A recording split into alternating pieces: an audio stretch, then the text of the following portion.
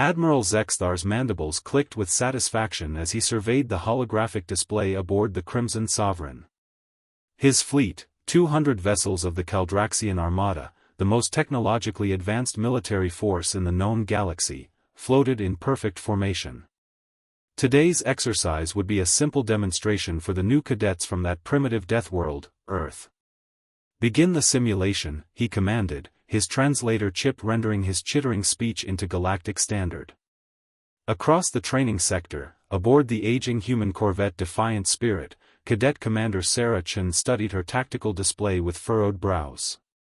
Beside her, 6 other human cadets manned stations designed for twice their number. The Galactic Naval Academy had made it clear, this was a courtesy exercise. Humans were newcomers, their technology centuries behind, their world so hostile that other species required environmental suits just to survive its surface. "They're not even trying to hide their formation," observed Cadet Marcus Webb from sensors. "It's textbook Caldraxian battle doctrine, straight from the manual." Sarah's lips curved into a slight smile. "Maybe that's the problem. They've been at peace for 3 centuries. We haven't." The Caldraxian fleet began its approach, weapons powered down as protocol demanded for training exercises. Their shields shimmered with elegant efficiency, each vessel a masterpiece of engineering that had taken the galaxy's finest minds decades to perfect.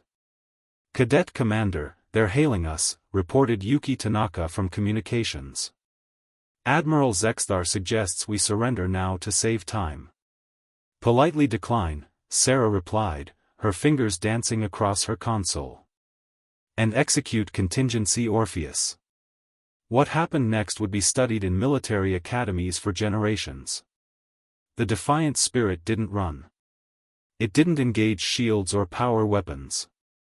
Instead, it went silent and drifted, broadcasting a distress signal.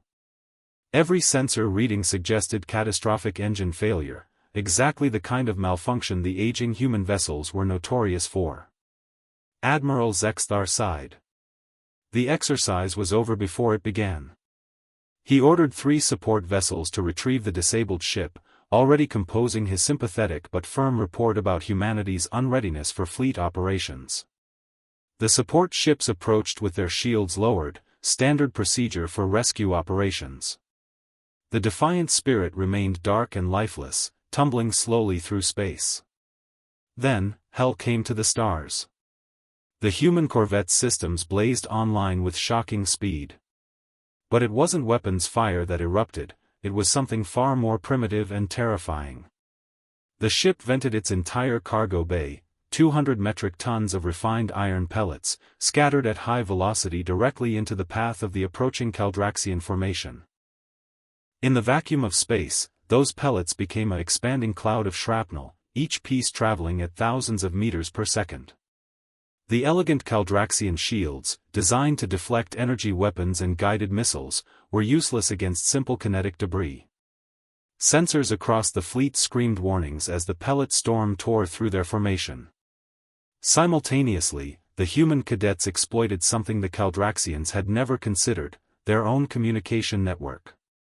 Cadet J. Park, who'd spent his childhood hacking corporate databases back on Earth, had been analyzing their signals. He didn't crack their encryption, he didn't need to. Instead, he flooded their channels with false sensor data, making each Caldraxian ship believe its neighbors were suffering critical failures. Confusion rippled through the perfect formation. Ships broke ranks to avoid collisions with debris and each other.